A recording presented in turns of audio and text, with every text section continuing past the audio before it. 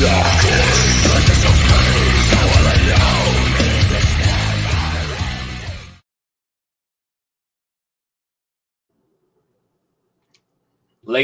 and gentlemen, we are a little late, and that's all my fault, but we're here, and I'm so excited. I'm so excited to be back. I'm looking and feeling better. Oh my gosh! And who better than the guy that has just captured my imagination and passion in the latest book of mine that I've read, book of his that I've read, Mister David Buzan. Am I saying that right? Buzan. Close. Buzan. Very good. Yeah. I liked your intro music too. You should be walking up to wrestle Triple H with that. Dude. Oh, see, you know my WWE, WWF style, my era. That was my era, man. Yeah. So it's excellent to have you here, David. Now, since we're talking person to person, do you prefer Dave or David? Dave's fine. All right. So, Dave, I'm so excited to have you tonight. First of all, I'm going to give you an introduction, and I hope I do it justice because, whoa, debut novel. Here we go. Remind the audience his first debut novel, in which I'll hold up in the Lair of Legends. Yes, is his debut novel. David Buzan's debut novel, and I'm going to go with the introduction here. Let's see how good I do. Okay. All right. So this book, and David Buzan is the 2024 Reader's Favorite Book Award Gold Medal winner in Adventure, 2024 Next Generation Indie Book Award in Action Adventure, 2024 Kirkus Magazine Author Spotlight. He had an interview in April. Wonderful, Kirkus. It's wonderful. 2024 Canvas Rebel Magazine. There was another author spotlight. Wonderful. The 2023 New York City Big Book Award winner in Action Adventure. 2023, another Kirkus Review magazine feature in the September of 2023. Firebird Book Awards winner in Best Action Adventure Novel. Guys, it's a big breath. I'm still going. The 2023 Historical Fiction Company 5-Star Award Highly Recommended Award winner. The 23 Pencraft Book Award First Place winner in Action. The 23 Literary Titan Book Award winner. The 23 Historical Thriller of the Year, the Best Thrillers Book Awards. Whoa. That intro was great. So, am I missing anything? Oh, no. So, how does that feel being read back, those achievements for not just a book, but your debut novel, man? It's very humbling. I don't take anything for granted when it comes to this, any part of it. I love that. I was recently speaking with Philip Fracassi, a horror author, and you've read his book. Yeah. We actually talked about it on Twitter for a little bit. And his take on his awards, and I want to know if you kind of feel the same, was if they're good on the resume, and I'm so grateful for them. And at the same time, he said something along the lines, and I'm paraphrasing, I take it, and I'm glad that it's on my resume, but I try to not obsess on it because I think that would get in the way. That's his words. How can you relate with that? And do you relate with that? Yeah, I certainly do. Especially working on the second book, to be honest, because you have all this accolades. It's like, oh, will it be received the same? Am I doing it the same way? So that piece there is, in my head all the time. But when it comes to the awards, being a debut novelist, I was just trying to get my name out there. I was trying to get some reviews from readers, get some reviews from critics, and then, see if I could get some award. I never thought, it's not one of those things where I was like, boy, this is so great. I'm going to win everything and submit everywhere. It was just a matter of trying to get my name out there. How can someone recognize me out of a billion other authors? And, that is a wonderful point. Yeah. So that's originally where it came from. And when they started to come in, it was just so edifying, so wonderful and encouraging. And it's, you think back, my debut wasn't published till I was almost 52. So I look back at all the decades of struggle, and I was like, hey, these awards, it's like, oh man, thank you. So Yeah. I'm so sorry. I mean, sometimes I always say this, and I want to make sure you know too. Sometimes there's a lag. If I ever interrupt you, I will notice it, and I will. So I'm so sorry about that. That's okay. Um, does Still speaking about the awards, because I'm curious. This was a question that came to my mind recently. Was does having a good debut novel kind of put weight on what your future works will be? Does that put pressure on you personally? Do you put pressure on yourself? I do put pressure on myself. But when I set out to write this book, I didn't think of it as a full-fledged career, what I was going to do. It was something I wanted to prove to myself. It was a different ideology that I had about it. It was just something I needed to do. There's that quote from the Six Rocky movie when he says, I still have something in the basement. And that's the way I was when I approached writing this book. I had come home and told my wife, a couple of years ago, I'm going to write a novel. And it was something I wanted to do. So I never looked at it as this book has to, be the first of however. It was just something I needed to do for myself. So it makes sense. And I imagine that you in that position, coming home, telling your wife, that's a personal conversation, that's a goal that you had, and saying it, then doing it. Was that you proving something to yourself? Because I put myself in your position, and there's lots of things that I've started. There's lots of things that I said I'm going to do or I want to do that I haven't gotten to yet, right? Yeah. Saying you want to do something that's passionate, something you're passionate about, and then doing it has to be gratifying and confidence building. It is. I had started selling short stories and getting into writing in high school, and progressed into college. When I went to film school and graduated, I was able to get agents. And over the span of 15 years, I was in the screenwriting world. I had a couple scripts optioned. And basically, the long story short on that is there was just so many heartaches, so many close calls, just over and over and over again. And I had reached a point when I just couldn't do it anymore. I just couldn't deal with it.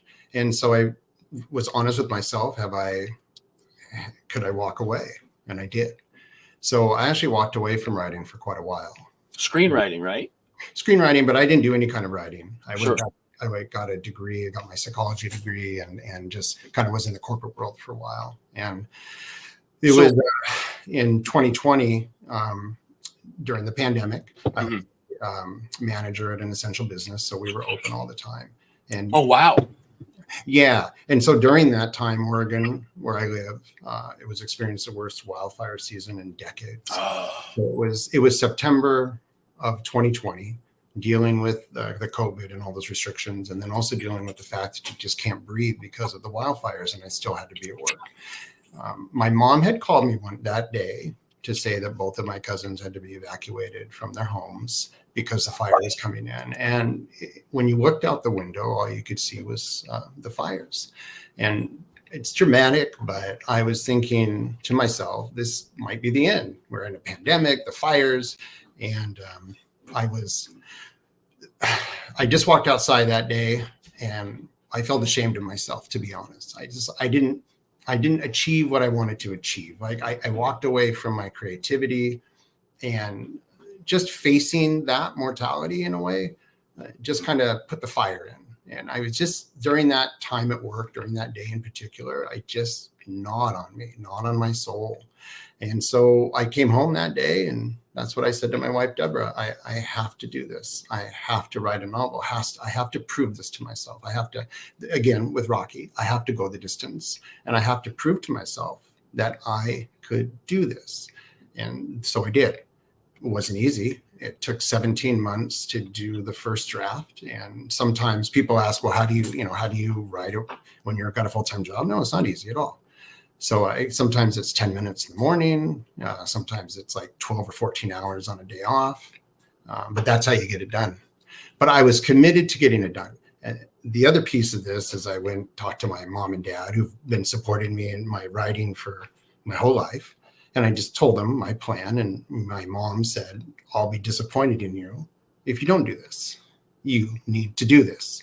And so that was always motivation in the back of my head too. I'm not going to disappoint my mom. So a couple things. First, man, that story captivated me and is I'm still thinking about it because I'm very thankful that you shared that. That's brave, man. Talking about that moment you had with yourself, with your mind, with your life, potentially not going any further in the pros and cons of the things that you've done in your life or you haven't done, and you had a moment where, from what I hear, of true inspiration and a I guess the way I think of it is like that come to Jesus moment for, I guess, yourself, like where you just took hold of your life and what you wanted to accomplish. And honestly, there's no higher amount of respect I could have for that. That's an incredible story, an incredible personal thing that you shared with us. So I want to first say thank you. That's excellent. Oh, Um, so I can't. I've never been in that situation. You're looking around you, and there's fire, and it's not dramatic. I can just imagine how that feeling inside would be. And in the middle of a pandemic, we don't know what's left or right, up or down, and I can absolutely understand as much as I can understand how that could happen. And are you grateful that that moment happened for you? oh, absolutely. Yeah, Ah, I wouldn't. It, you know, it's so hard to describe because it was such a dramatic thing. Because I had walked outside, I just had absorbed all the smoke. It seemed like the fires out there were the fires inside too, and it was just that moment. It mm, just I just when I walked back into work, I was different in the head. I wow. was I was committed. I just and it was the right thing to do for me. Man, I'm very thankful you shared that with us. And Matt, my dude over here, has a great comment.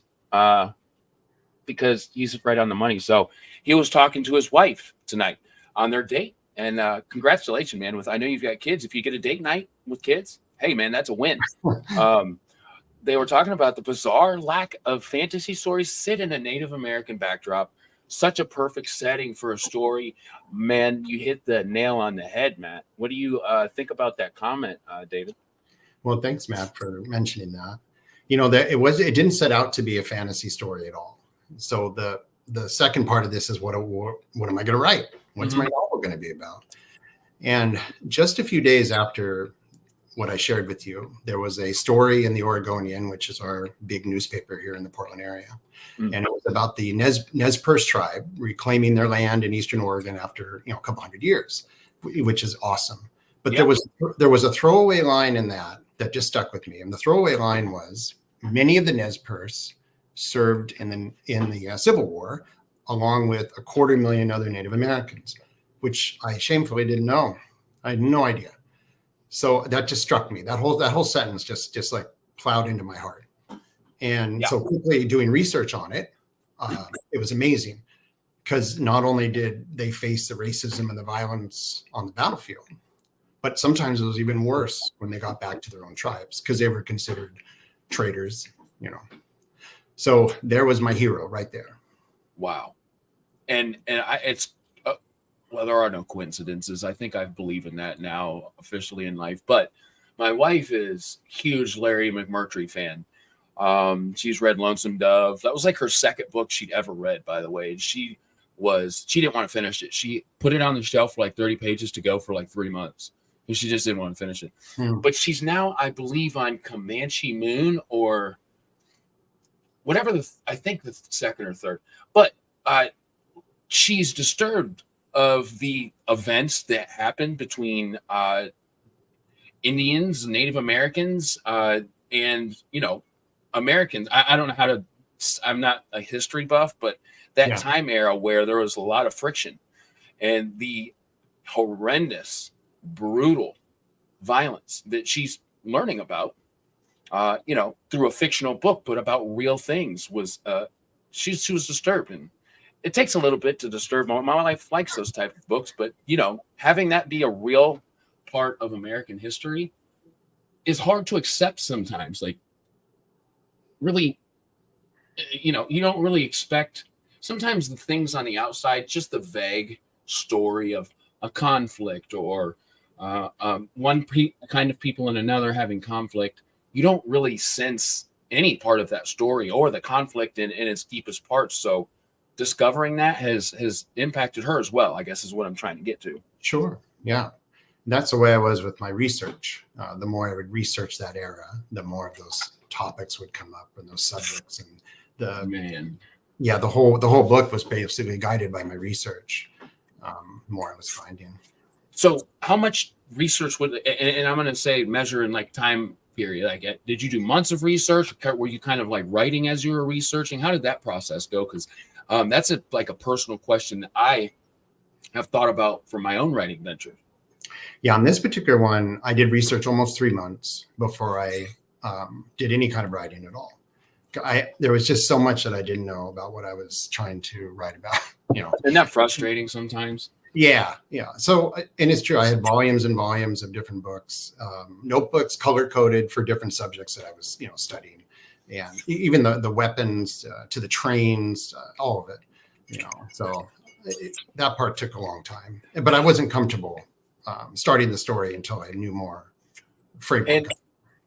And now when I sit down to write and it's a topic, even though I definitely want to write a fantasy or a sci-fi, it's like I still find myself obsessing about the true parts of that fictional story. Like, is this 100% true? This topic, even though it's a fictional story and I can make up whatever I'd like, there still is a part of me that wants to seed my fantasy story with, nonfiction, real life, things that actually happen, and kind of play with that. How did you kind of get over putting that pressure on yourself to make every letter line up with history, or did you get over it, or was that something you ever struggled with? Well, my goal when I wrote the book was I wanted to do an 80s action movie on the page. Okay. That was my intent. So I wanted the large scale stunts of a Bond film, the Schwarzenegger quips, the action of Die Hard.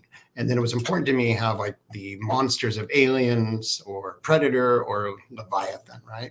So I wanted to put all those pieces together. And for me, there's a natural framework of 80s pictures where I was hoping that this character, people reading it would say, oh, I recognize this. This is familiar to me as like an 80s action hero. But around that concept is this very real, spiritual, moral man who represents a part of history that most of us aren't familiar with. So when it comes to his history or what he was dealing with, everything was on the letter, right? Yeah, I wanted to represent that 100%. Did trains do those things? Hot air balloons certainly didn't fly like Fast and Furious stunts like I have them in the book, right? So those kinds of things I gave myself license, right? But when it comes to the historical pieces, I was as accurate as I could be. I like that, and I like that you're as accurate as you knew that you could be. For what you knew, you put it on paper for what you knew to be true, and I love that. Another thing, because I'm terrible about this. If I don't say what I'm thinking, I'll totally just. The main character, would you say his name? I love it. Jalon Winterhawk is what you said to the point. He is a no nonsense, inspiring, passionate, loyal, honest hero. He is. And the cool thing about this book is I actually wrote the epilogue first. I knew exactly where I needed it to end. Okay. And that helped me know where I needed to begin. So the way I had it end, I knew how we had to get there. So I couldn't cheat the character throughout. Do you feel like that's how you'll continue to write? Is know how things will end? Not to that degree. Yeah. Okay. Yeah. And there's actually a paragraph in the epilogue that's just been a thorn in my side now, because had I known that the book would have been this successful, or had I known that people would want to see more adventures of this character, actually, it's not a spoiler. I'm just saying it there's a paragraph in the epilogue that lets you know that there is no more adventures with him. And so I was that kind of wrote me into a corner, to be honest. So going back, that is something now that you would change. You know, when my publisher said, "Yeah, let's get a sequel rolling," I thought, "Oh boy, it would have been easier had I not done that." But as I'm writing the sequel, I'm glad I did, because it's made me be more creative in how I'm going to approach it. I love that. Yeah, and that's the truth. You know, but if I'm writing a book at some time and the ending comes to me exactly, I'll do it again. It's just this one happened to be that way. So yeah, you're when it comes to that topic specifically, I can understand how maybe this book, if I'm sitting down and I'm David and I'm looking at the computer, maybe that doesn't work for the book I'm writing today, but maybe tomorrow it could. Yeah, I like exactly. that. Exactly. You're not holding yourself in a cage and saying, "Hey, I'll never do this or I'll never do that." No, I mean, before I sat down to write this book, from my screenwriting days, I'm definitely a plotter, not a pantser.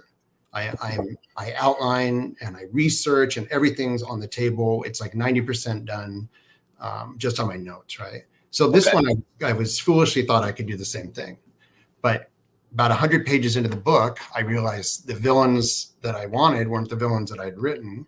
And the entire last half of the book is not at all what I envisioned when I sat down with the outlines. So the story just told it to me, that, that cliche, and that's exactly what happened. I have to say, like, the opening half of the book is quite full of the action, and particular, I wouldn't say like, oh, a blood fest, but I enjoyed the amount of detail you put in. Wasn't too much, wasn't too little. It was like that nice little, punch to the Adam's apple to get your attention, and it just kept rolling you through. It rolled me through, and I absolutely dug everything about that. And are you talking about the monster or the no? So just the first half of the book in particular, where you get to meet some characters, and this thing happens, and when this thing happens, there are people dying and escaping type things, and the action in between all of those things that tie the story together.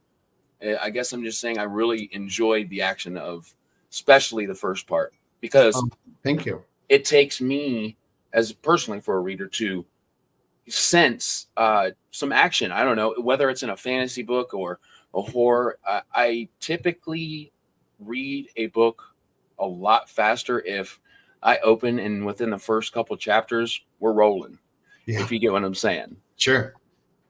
So kind of taking a couple steps back now. I like how we started the way we did, but I want to take a couple steps back if we could. And would you cover and talk to us about the beginning of your love for literature, reading? When was that in your life? Like, what stage of your life were you young? And who, as authors, kind of influenced you to fall in love with literature, or what books, if they're books? I was always a reader. My dad is a model for that. He reads sometimes 2 books a week. Wow. He always has. He's just a huge reader, and I definitely developed that from him. As strange as it sounds, probably the Choose Your Own Adventure books were the ones that got me into reading the most. Edward Packard and R.A. Montgomery. Those were just fantastic books, and they were exciting to me. And I just couldn't wait to get the new one, or I just couldn't wait to dive into the adventure again. Would you repeat the author real quick? Oh, Edward Packard and R.A. Montgomery. They're the original authors of the Choose Your Own Adventure books in the 70s. That's brand new to. I was 29 when I started reading, and I'm 34 in November. So I'm very new, baby stages still. So any of these like foundational books for you or anybody else is something I need to, put my hands on, because I have a feeling that if I enjoy your work, I'm going to really enjoy seeing the inspiration that you took from what you loved. And you said it was R.A. Montgomery. Yeah, they're for under 10s, just so you know. I love that. Choose Your Own Adventure is just a great concept, and it got a lot of kids into reading. And I didn't need to get into reading, but that was just certainly the books that just really stuck with me. I found that putting an age bracket on literature is like, I don't know. It's hard for me to come up with that analogy at the moment, but putting an age limit on what people market or think somebody will like based on their age Yeah. is kind of like one of the most subjective things if you think about it. Yeah. And as a marketing strategy, they make it feel very objective. Yeah, they do. And I have to disagree with if it's a YA, for instance. I'll give you a perfect example of one I've read recently was it Shattered World? I forget the land. It was Joe Abercrombie's YA series that was not in any shape or form something I'd hand my 10-year-old. So I've just had quite the experience in this little bit of time that I have been obsessed with literature. Yeah. That has changed my mind on letting the marketing strategy affect Shattered Sea. Thank you, Curran. My dude, what's going on, man? Thank you. You saved me. Yay. That's not going to affect whether I read it or not. So, yeah, in fact, I love going and reading novels that were for a very young crowd because they're slump busters, right? Mhm. You go through them, you breeze through them. It's fun, it's quick, it's whatever it is, witty, adventurous, action. Anywho, I got off on a tangent. So I love that you started young because that's not something that is part of my story. And I've come to find that most people do gain their influence to continue reading in adulthood through those younger years. Now, I know that's not a law or a rule because that's not how I did it. But it's what I want to give my children. So you talk about your dad. I hope one day that my sons and my daughter say, "Hey, my dad, give it to him because he's who showed me." I think that's an incredible award per se that you've given your father. And I'm sure that he would be gratified to hear that because I know I would. Thank you. Of course. And then, like in junior high, I got into the Don Pendleton, Mac Bolan books, The Executioner, and those are fabulous books. That's about the same time I also got into Stephen King. Yeah, started reading him very young, and First Blood is the book that changed my life in terms of wanting to be an author. First Blood. David Morrell, he's my favorite author. And I read First Blood in 6th grade, and it just captivated me. The language, the character, and I don't mean what I mean about the language is David Morrell has a very unique way of how he does his action. Yeah, it's great. And then David Morrell's all his books are, some are horror, some are action, some are, so he just runs the gamut. And so he really inspired me in terms of like the breadth of what I'm excited to read First Blood.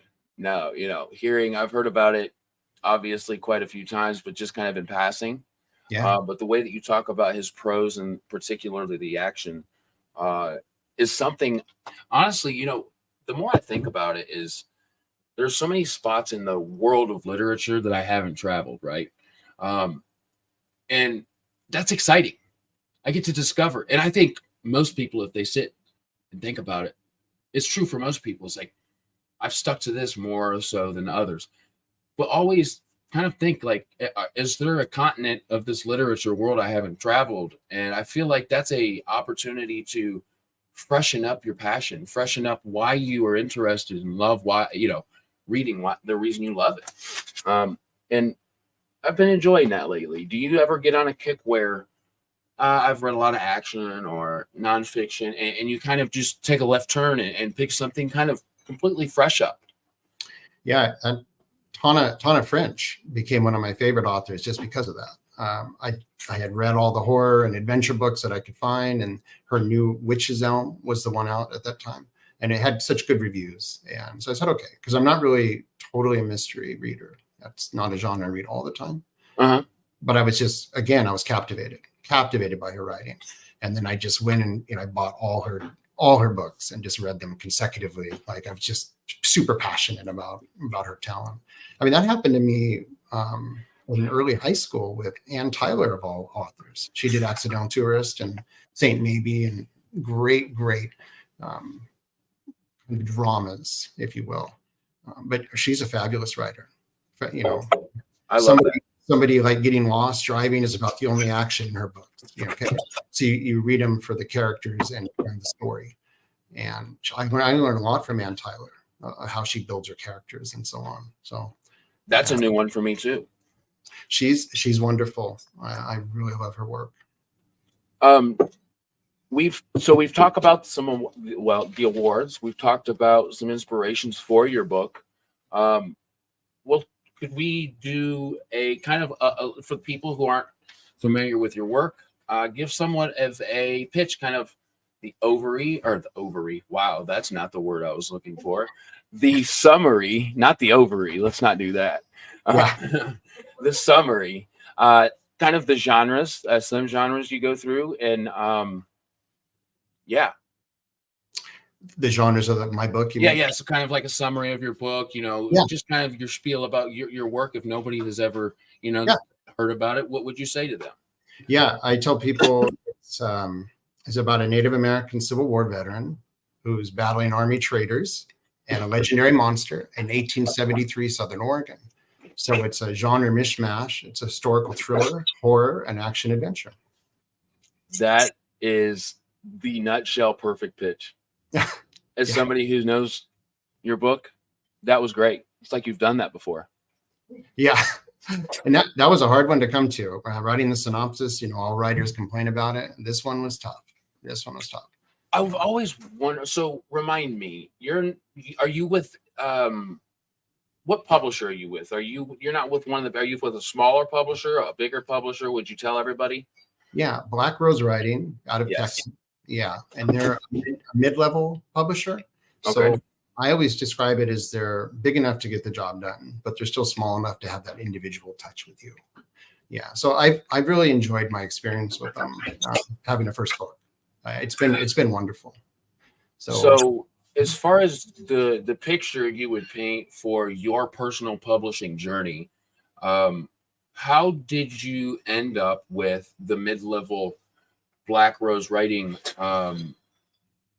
publisher, and did you consider self-publishing or going for another publisher? Like, what is your personal publishing story? How did you end up where you are doing what you're doing? Yeah, so I had dealt with agents throughout my screenwriting time.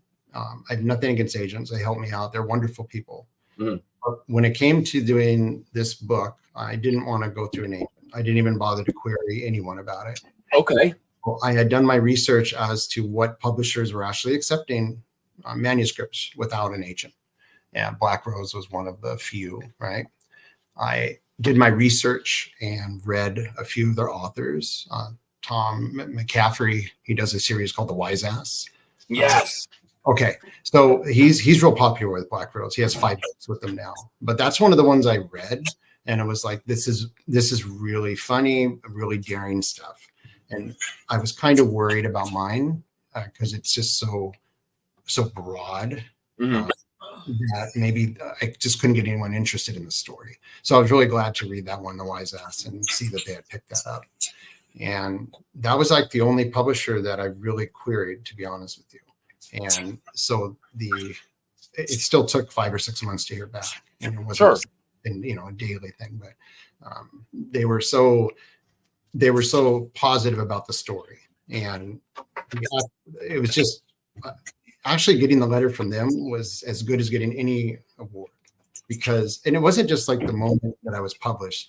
It was just how enthusiastic they were about the story. And that's what I like. It wasn't like, oh, we can make money off this, yay. But no, they were like, this is like Jules Verne. This is like Edward Rice Burroughs. This is like Brandon Fraser's The Mummy. That's kind of the way they had looked at it. And was, they said it's people can learn something while they're reading it, but they're going to be really entertained. I was like, they gave a personal touch. Perfect. Yeah. The only change they asked me to do, it was the title. Oh, wow. Yeah. Gigantor was the original title because I wanted an 80s action horror kind of title. And they wanted to have more of a Indiana Jones adventure to let people know there's like more to it. So in the Lair of Legends was actually a line set in the book. So I just kind of grabbed that as my title, by the way. Can I say that I love In the Lair of the Legends? I love that title. Oh, I'm so glad you do. Absolutely. And not that I don't like Gigantor, but I think that you look at that book or you come across it, first of all, and we'll get to your cover artist in a second and stuff, but you see this picture, this cover that's like, whoa, what is that? Because I feel like that needs to be in my house. But then In the Lair of the like, it's just an epic. And you just made a reference to The Mummy with Brandon Fraser. That was like the connection I hadn't made yet in my mind. That's perfect. Like, that had a great. That is probably the closest recommendation of the feel I got from your novel. Is that? Yeah, in many ways, because I don't know if it's even. It may be as simple as just like a color scheme. I don't know, but for some reason, Brandon Fraser, that's ringing the bell for me. Anyway, but how did that conversation go? First of all, like, do they say, "Hey, I like your title. I respect it." Obviously, they have the personal touch. They talked about how they enjoyed your story in particular, what it reminded them of. How did the conversation go? Just because I'm curious, like, is it a letter? Is it a phone call? Is it a messaging? And where they say, "Hey, could we potentially do this title?" Or is it like, "Hey, I would rather this title be instead of yours"? How did that conversation go? Yeah, actually, it was done via email by the owner of the company, and it wasn't like dire or anything. He just said he would prefer if we could change the title for those reasons, but he put it under, "Would you consider it?" Like, not.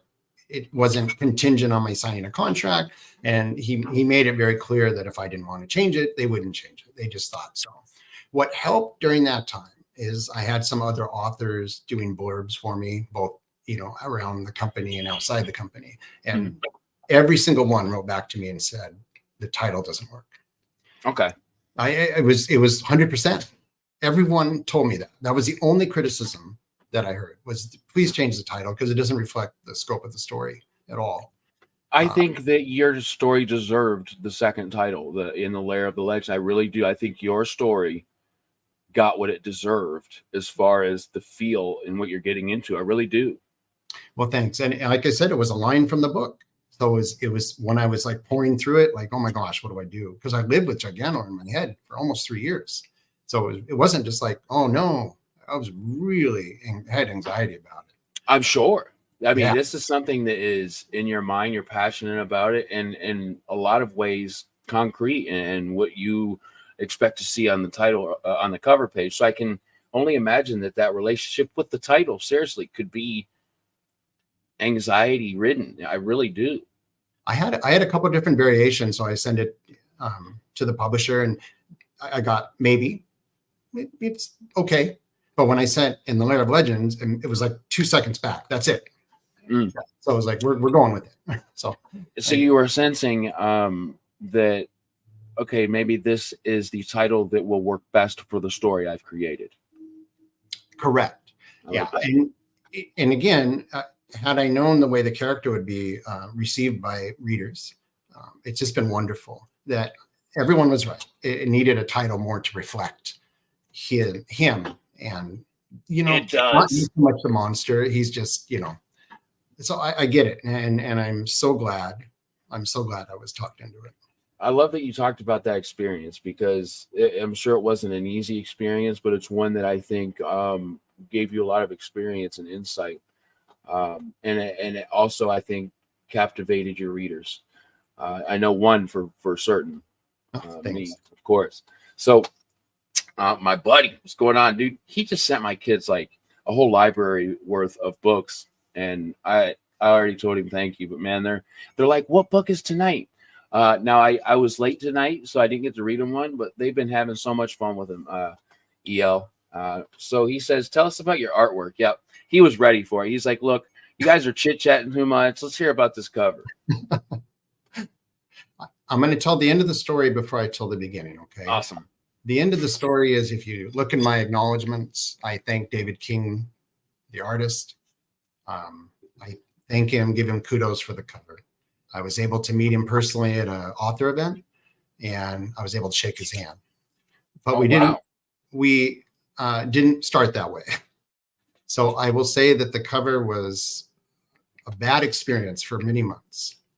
I had sent my ideas, and I said I wanted like a Tarzan cover, the old Edgar Rice Burroughs covers, so maybe the Rambo 2 poster, just something to reflect the hero and things that were going on. And all of a sudden, I got this email with an attachment. I was all excited. And what he did was almost like a young adult cover. I don't mean anything bad by this.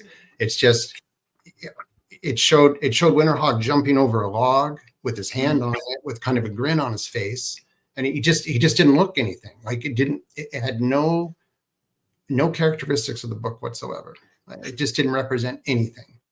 And so it took maybe 2 months of back and forth for him to reach this cover. And I did a lot of pleading, and and he, at the end, he got all the weapons, all the uniform that I described. He did it to the T. I'm so happy with it. I really am. Yeah.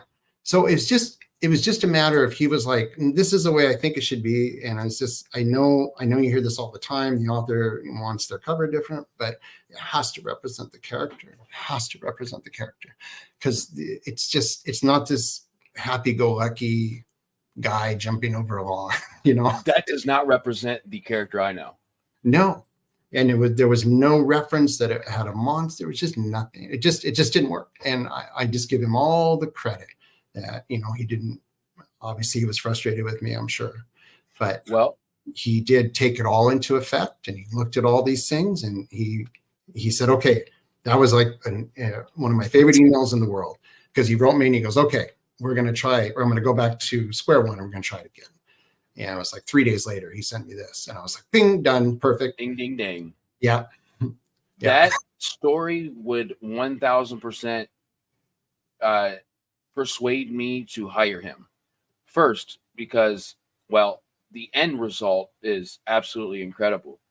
Second, and most importantly, I think, he was willing to work with you in any which way you wanted. I mean, like you just said, he started over from scratch, I hear. That's a good guy to work with. That's a good return on investment. No, it was fine. It was great.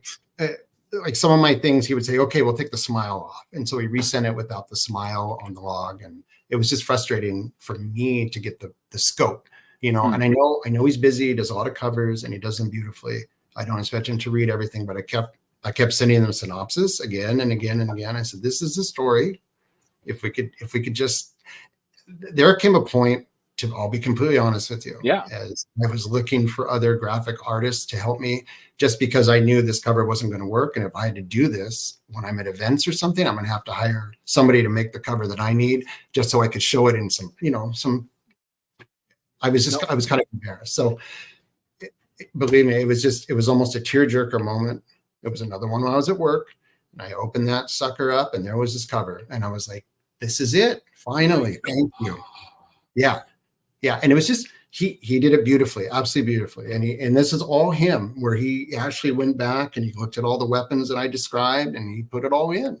It is, I don't know what this type of art called. I'm not a guru. I hope maybe one day I will be.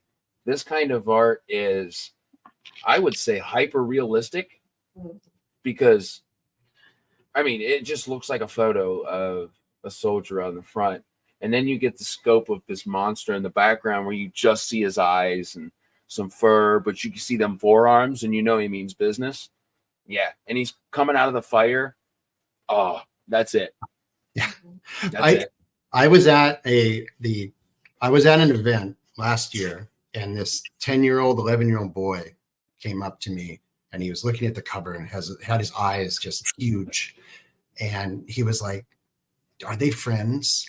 Do they fight together? And I was like, no, they fight each other. And his face, he was like, oh. But you made him feel. Yeah. He's probably my only negative reaction after. Well, I can see, at that age, why you get this story already made up in your head, and you're like, oh, it's not what I thought. But I think what makes it so fun too as a reader is, we find those moments that make us angry or upset or sad as an opportunity to still feel. Yeah. Yeah.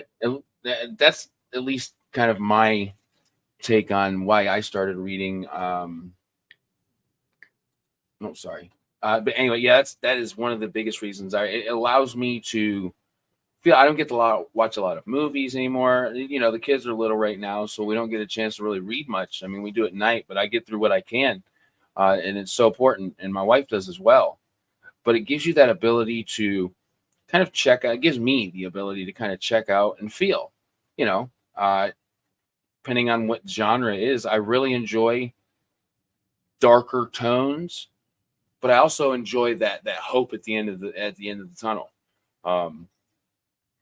Yeah, sorry, I went on a tangent, but those are two really important feelings that I love to find myself experiencing throughout reads. As an author, that's my intent for sure. Is all my characters have to be instilled with that kind of hope. There has to be something better they're fighting for.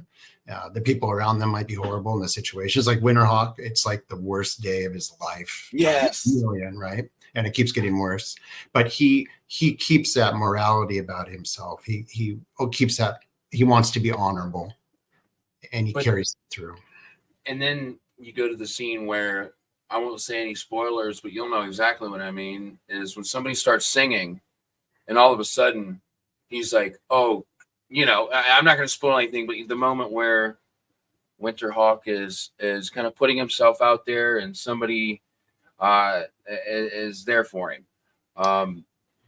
That was a shocking and a good way moment. I didn't expect it.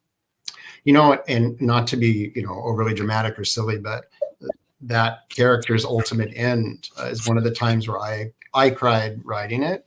I was very moved by what he did.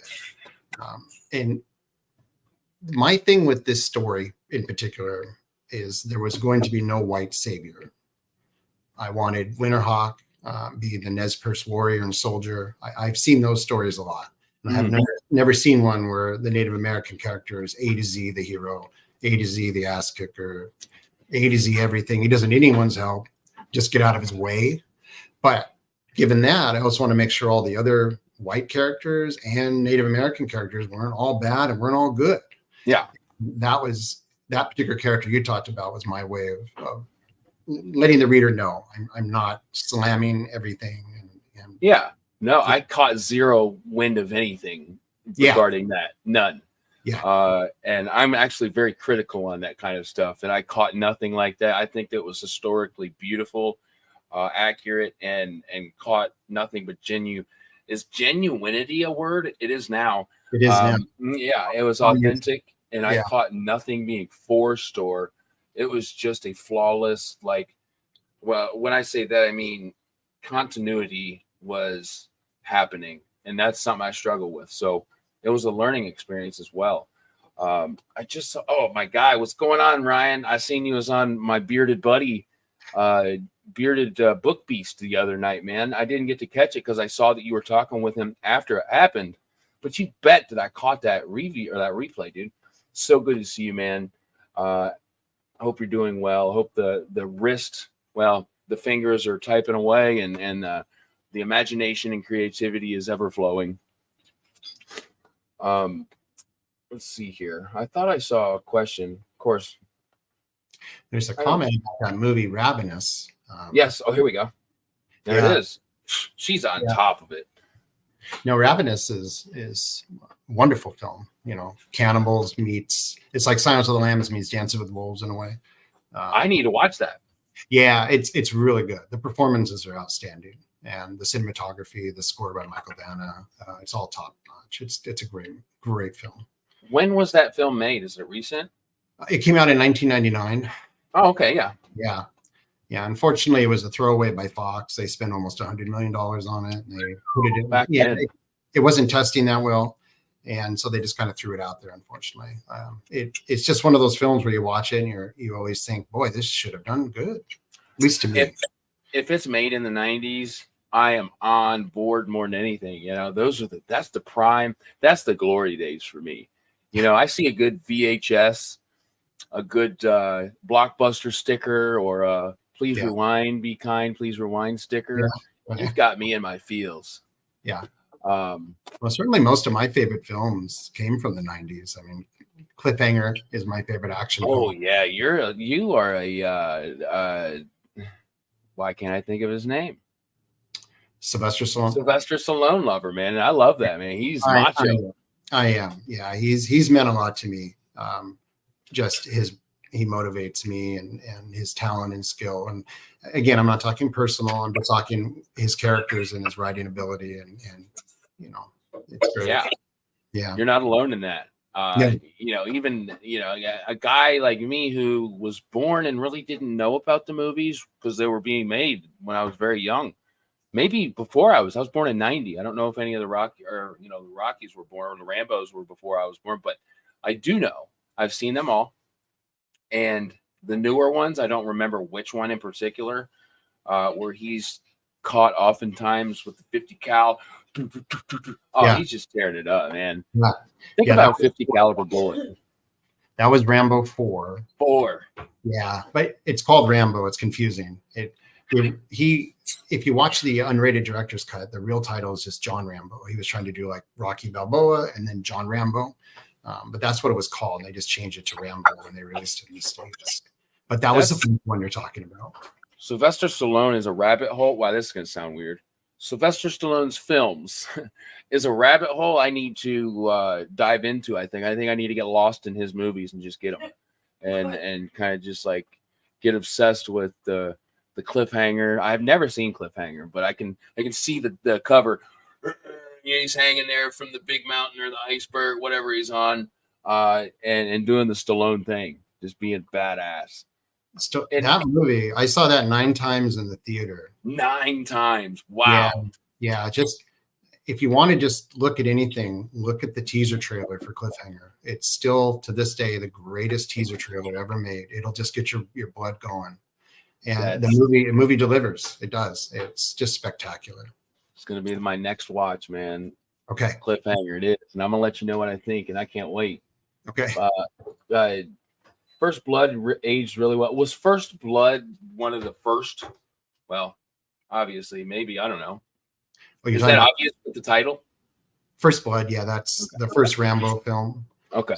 It came out in 1982, and David Morrell's novel came out in 1971.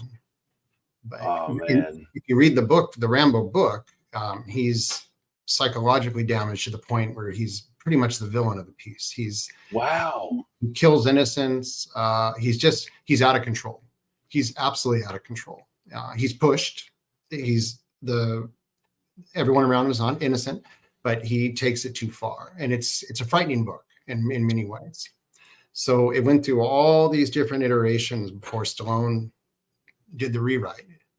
And his interpretation of Rambo is more of a drifter and someone that has hard times and needs to be redeemed. But morally, kind of not gray. Morally, I don't know, white, whatever you'd say, but morally on track, right? He is. I mean, Stallone has a way of making the underdog. And I love all the Rocky movies. And every time you watch a Rocky movie, you're convinced he's not going to win, right? Yeah. Sometimes he doesn't, but you know what I mean. Mm-hmm. And so with First Blood, it's the same way. He just piles on the odds and piles everything on, and finally, the audience is cheering. And my dad's a Vietnam veteran, and my dad's was really happy with First because he just said that was the first time he had watched a Vietnam movie where the Vietnam veteran was portrayed as a hero, and for him that was very important. Go ahead. Sorry. Now to say another aspect of that is composer Jerry Goldsmith, who's my favorite film composer. What he does with the Rambo movies is exceptional. But when you watch First Blood and Rambo breaks out of the jail, and when he goes through those doors, I mean, Jerry Goldsmith unleashes that Rambo theme for the first time. It's one of the most exciting. You can forget Star Wars. I mean, this theme just blows you out of the seat. And it's such an exciting moment. And so when you're watching the film, you're saying, in Jerry Goldsmith, the composer, he's definitely saying this is the hero. This is, yeah. So it's just a great movie. And You're exciting me, man. You're getting me pumped up to watch this and pay attention. Look, when I think, anytime I watch a Vietnam film or hear of one, CCR cranks up in my head. You know, Bad yeah, Moon Rising. sure. Every day, anytime I feel, I love CCR. By the way, man, I think that they were and are one of the greatest bands. And not only that, I think it comes with a lot of what I just said, how you feel or what you think of when you hear them. It was a hard time in our country. It's a difficult time between people wanting peace and war, and it was a struggle. And then you have CCR just putting some tunes out and kind of representing the people and representing whatever. I don't know. I just really enjoy it. John But Fogerty's a great writer. yeah, John Fogerty's one of the best. You bet. I love it. Yes, Yeah. absolutely. But I love this is the first time I've ever been given a recommendation or a favorite film composer. Those are the kinds of things I love that And it's I had no idea I loved, right? with First Blood too. Jerry created this motif on the piano. When you watch it, it's just brilliant. He calls it sneaking around music, right? But it's when Rambo's hiding in the woods and he's doing his little things, and it's this great motif. So there's all sorts of stuff going on in First Blood. The score.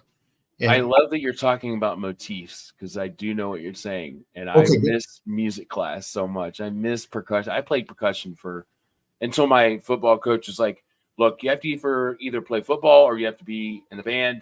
You have to pick. And I picked football. I'm 6'5", 250 pounds. I feel like that was probably the route that I was destined to take. But nonetheless, music is, I'm a drummer and I love music theory.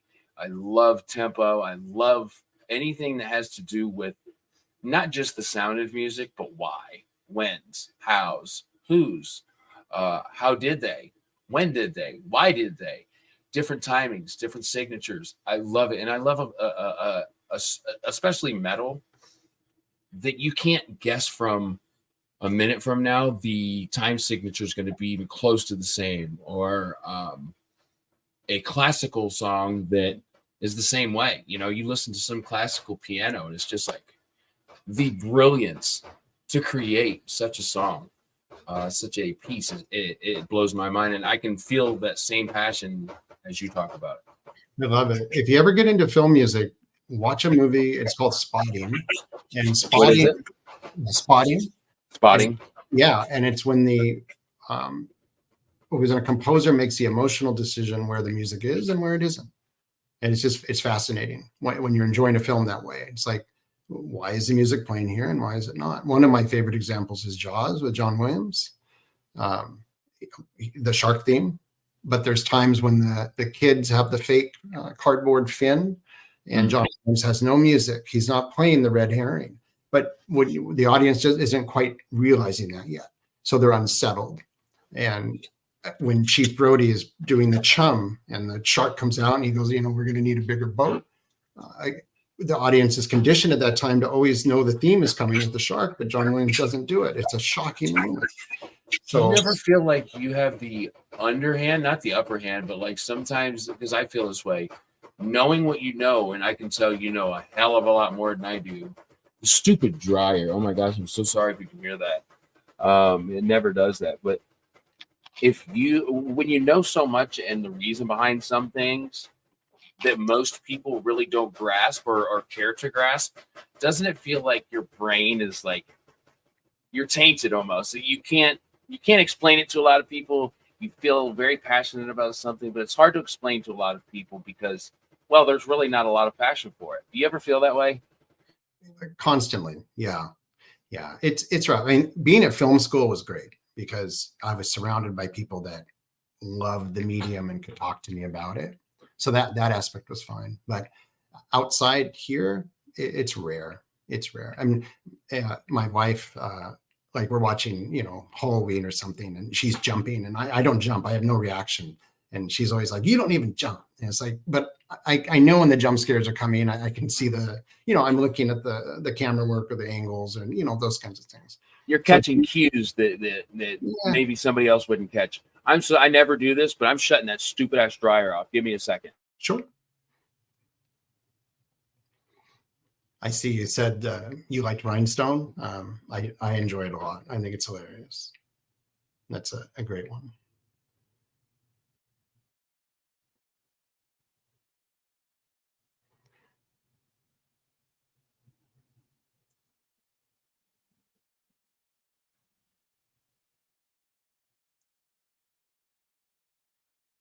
You're not on. I apologize. I'm back now. That's So I had to cut the dryer off. It was a little off kilter there, making a little racket. Had to shut her off. It was a So monster coming. it could, well, Yeah. we'll find out, and it You might did be live. You did the movie mistake, didn't you? You went to look at a noise. Yes, I'm dead in a movie right now. I'm glad you came back then.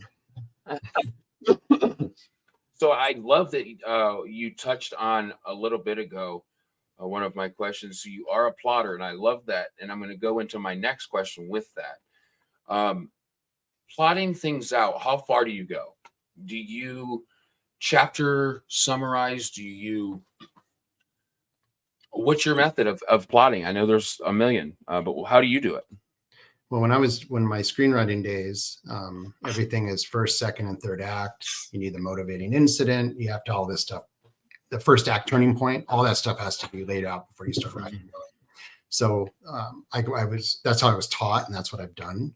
So when it came time to this novel, like I mentioned earlier, I foolishly thought I could do it the same way, and I tried, but the book was telling me different things as it went. So I knew how I was going to start, and I already wrote the ending first, but I could say that the plotting didn't work out in the way I thought it would. To be honest, there was times with the action scenes, and I'd come out to Deborah and I said, I think I just killed him. I don't know how to get him out of this, So there was sometimes I made myself stuck, 2-3 days until how I could. Critical. Oh, I'm go so ahead. sorry. Go ahead. No, go ahead. I was just going to say, how critical was having that support system, your wife, Deborah, part of you writing this beautiful novel? Well, I definitely couldn't have done it without her support. And there was a lot of times when, it's like, I can't do anything this weekend at all. Like, This is what I'll be doing. Like, I've got to work 16 hours on this. And she's like, oh, okay. Yeah. And that's the way it was. It did help that she was reading it as it went along, and she was like, oh, I like this. This is good. That's amazing. Yeah. So I think it would have been slightly different if it was like, gosh, I don't know about this. I tell you what, man, that is probably one of the top 3 coolest things I've heard so far of us talking, because I put a lot of respect and love for, well, what I was taught and what I do love and hold important. And in that is a good foundation, a good relationship with whoever it is. It doesn't matter whoever, but in my life, and it sounds like yours, you've got a supportive, lovely wife, as I do, who wants your true happiness. And what I hear, and I'm sorry to get mushy, but it spoke to me. I have a wife that, similar to what you're explaining, she wants me to do what I'm passionate about. And I guarantee you that if I asked her to read a chapter or 2 chapters, she's not a fantasy fan. She's a mystery, psychological thriller lover, but she would do it. So I guess I'm just reiterating the fact that I've learned through talking with authors and editors and whoever else and booktubers and just in life, period. If you're working on a love project, a passion project, having your partner, having a loved one, having a friend that is on that roller coaster, they're scared. They're just as scared as you are, but they're going to get on that roller coaster with you, and they're going to get on that hill because you want to, because it's important to you. That speaks to me, man. Thank you. Yeah, no, Deborah was great. When I was like, I'm going to send this out to publishers, I don't think they're going to like it. And she was like, I think they will, So she even today she's like that. I know last week I was kind of hyperventilating about something with anxiety, Sure. and she was like, "Okay, repeat after me. They're gonna like it. It's gonna be okay." That's yeah, in the moment, that is life, that is breath, that is oxygen. Because man, I can really relate with you and having that kind of overwhelming sensation that we call anxiety, man, and just having that person uh, that coaches you through it or can get you through it or inspire you to overcome it, man. So I'm just kind of reiterating that I love that you're touching on that. That's something that I think is gold, and I really respect that, and I'm so glad you talked. Anything on my channel, I want to be as authentic as what you just said. okay, thank you. Of course, man. So what are you reading right now? Are you reading anything? Well, I just finished The Man Who Saw Seconds by Alexander Voldazar, Okay. which it's just a phenomenal book. Phenomenal book. So it's like a sci-fi action book. Ooh. And the guy has a talent to see 5 seconds in the future. How do you take down someone like that, right? So it's just great. It's great. Ooh, that's a puzzle. Yeah, no, it was good. Probably my favorite book of 2024 so far. Wow, could you repeat the title of it again? It's called The Man Who Saw Seconds. The Man Who Saw Seconds. Yeah, when you look at the cover, it's got like kind of almost like a Jason Bourne, maybe a Bond type of feel, but it's definitely not. It's very philosophical. It takes you to places you just don't expect. It's just really good. I just loved it. To work yourself out of the guy that can see even 5 seconds in the future would be quite the objective to overcome. That's cool. And this is a hero that can do this, but he just gets himself into hot water, and they have to try to take him out. It's one of those ideas. It's like in a million years I never would have thought of it. It's just I like those kinds of books. Yeah, and that's the beauty of it too. Like you can look at your shelf, find a book you haven't read, and just know that most of the time it's going to be something that you either would write yourself and that you love to read, or it's going to be something that you're like, whoa, that guy or that girl, whoever, thought of something very cool, very next level, something I never would have, touched on. And that is a cool moment. Well, look at all these like great indie authors. So many that I've encountered, like Steve Stark and Eric Bishop, Jeremy Engel, Nick Horvath. Horvath, dude. Yeah. Right. So all those, when you read something like Sledge, you're looking like, oh, this is like somebody that really likes The Running Man. It's just amped it up times 1,000, right? It's just so much fun. But certainly, it's like Sledge is not a character I ever would have thought of, ever. He's much more badass than I could have ever written. Yeah, but all those authors have that in common. The Steve Stark, Hot Dose of Hell, it's amazing. Gritty. Right. Jeremy Engels, Dangerous Man. Like it's just all those types of indie authors are just fascinating. I think today we've got the best group of authors that's ever been out there, to be honest. An indie author gets to do what the hell they want, when they want, how they want.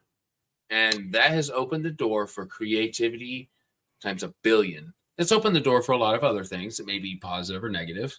Yeah. There's no standards. There's self-set standards. Yeah. But it's opened the doors for those who are passionate to tell the story that the Big Five wouldn't, that they need to get out there. And you see so many times that those stories are very, very well taken. Oh yeah, they're brilliant. I think some of the greatest things that I can say about having the successful book is meeting those types of authors and just being introduced to their work. I'm not saying I probably would never have discovered it, but I just don't know. I don't know. And this Twitter community of writers, it's just been a big blessing that way.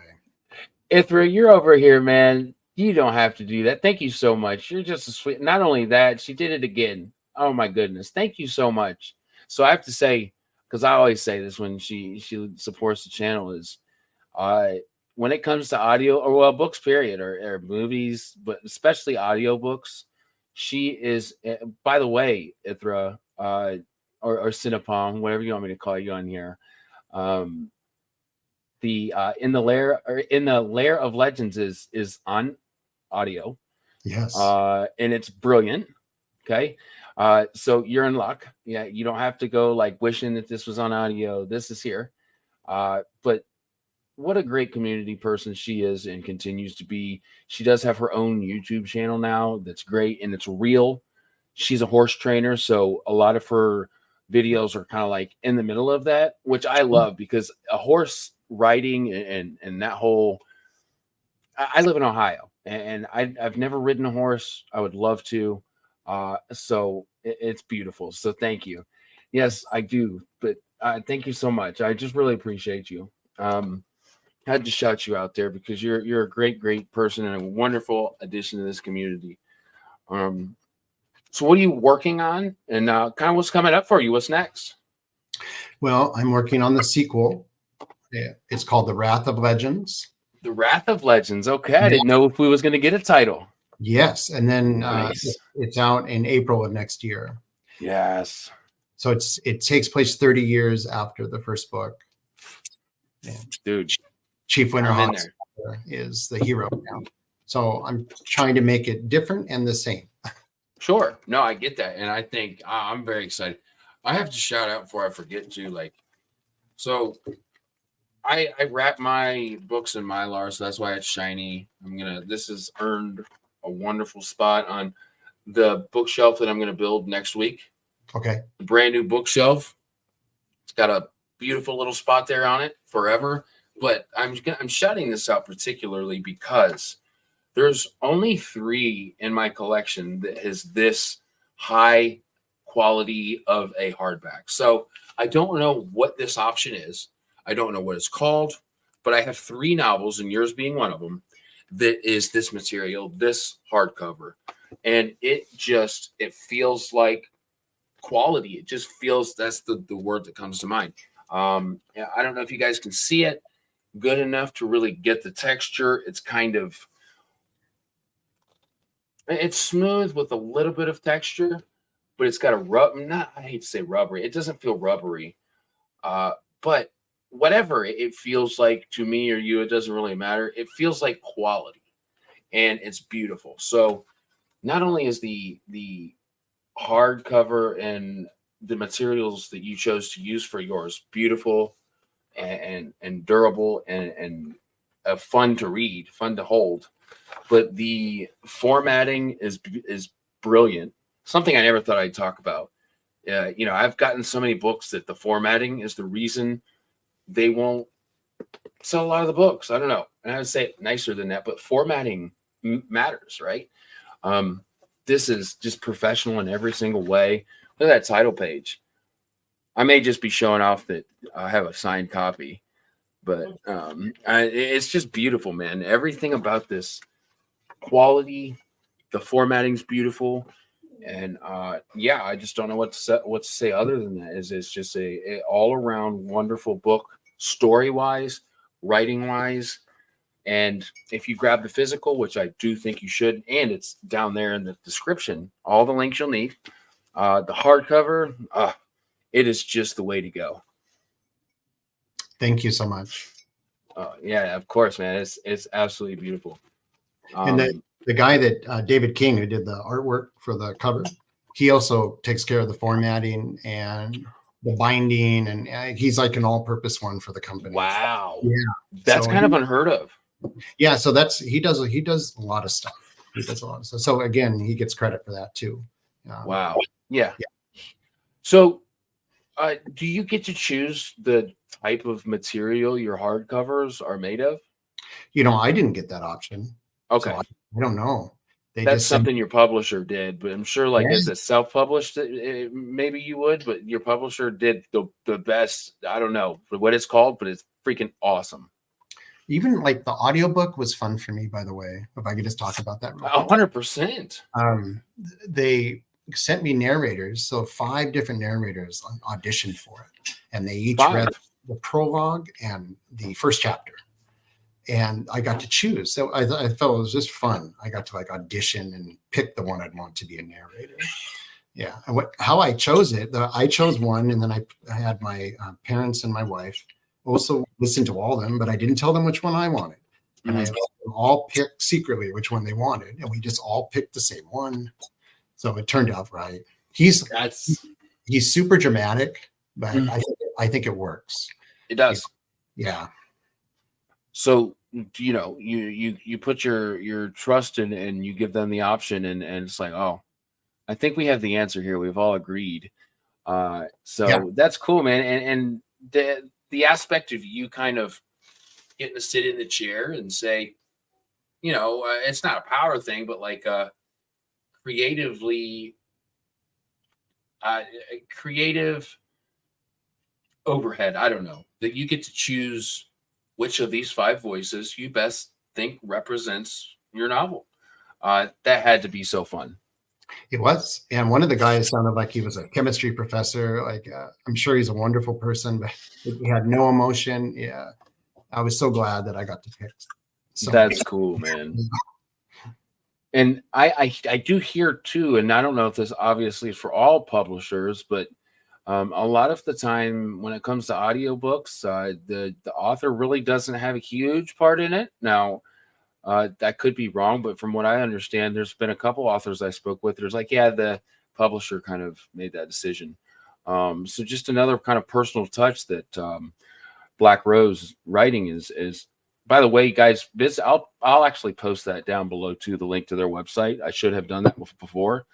The website's beautiful. They take pride in what they do. They've got wonderful authors. It's very professional. And it's kind of just ringing the bell of more of what David's saying is it's professional. They do what they need to do as a publisher, and they do it with a personal touch. That's a win in today's market for sure. So that's what I'm finding out, talking to more writers. Like, it's really a nice experience. Yeah. You know, I will say some other Black Rose authors have not been able to pick their audiobook. Okay. So not everyone, I don't know why I got to. I just thought everyone did. And I talked to some others and it's like, oh, I didn't get to pick mine. So I don't know. Maybe it's because the type of book it was. I have no idea. But just so you know. It's you know, that's good to kind of talk about your experience, but also, you know, there's other experiences too that, you know, I'm sure that they have their set of rules, and hey, if it meets these criteria, we can try various people. I had to throw this up there.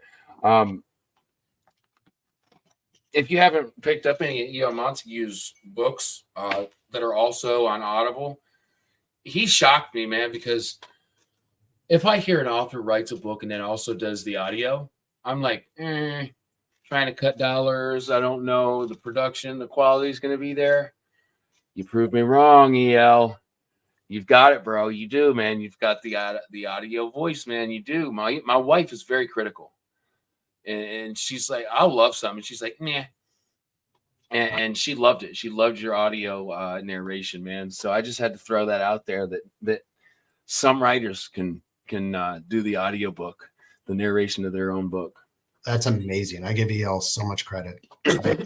I'd be stumbling and stuttering and all sorts of craziness. So. Excuse me. Yeah, he does great. So that's fun, man. I'm excited for what's to come. I'm excited for what you're working on. It's got to be an exciting time, man. I'm excited to do what you do. I'm excited and inspired by you doing what you do, and I'm just really excited to have this interview to look back on, and that I've gotten the experience to finally talk with you, man, because I have a sense of who somebody is, but I'm always wrong. And I'm always pleasantly surprised. So that rings true yet again. I was very pleasantly surprised with how most of the time as humans, we have an idea of somebody and you're just flattered and you're excited and you relate. So I had that experience with you, man, and I just wish you all the best. And I just thank your family and everybody for letting me borrow you for an hour and 20 minutes, man. I always tell people, if it's over 45 minutes, we had a natural, wonderful conversation. Well, that means a lot. Thank you.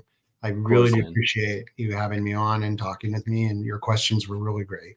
Oh, thank you, man. So, you know, hopefully this won't be our last. I'll send that invitation to you. And if you want, man, we'll have you back on because I'm excited for what you're doing, and as you continue to do what you do, man, I'd love to talk about it. So, again, thank you, and thank your family for letting me borrow you. Everybody that was here live, I'm back, guys. So I'm healthy. I'm feeling better. I'm very thankful for that. It took a while, but hey, we're back, and this was a wonderful kick in the door. We kicked the door back in, and we're doing it again. Awesome. So I am very excited to continue and see what's going on next. I have a very exciting schedule for October. Let's see. Tomorrow, I don't think I have anybody tomorrow, but it's going to be a few times a week for here on out until whatever happens. So good. Everybody that here was live, you guys know that you excite me all the way. It's so fun to see comments, questions come up. And for everybody that will watch this on replay, thank you so much.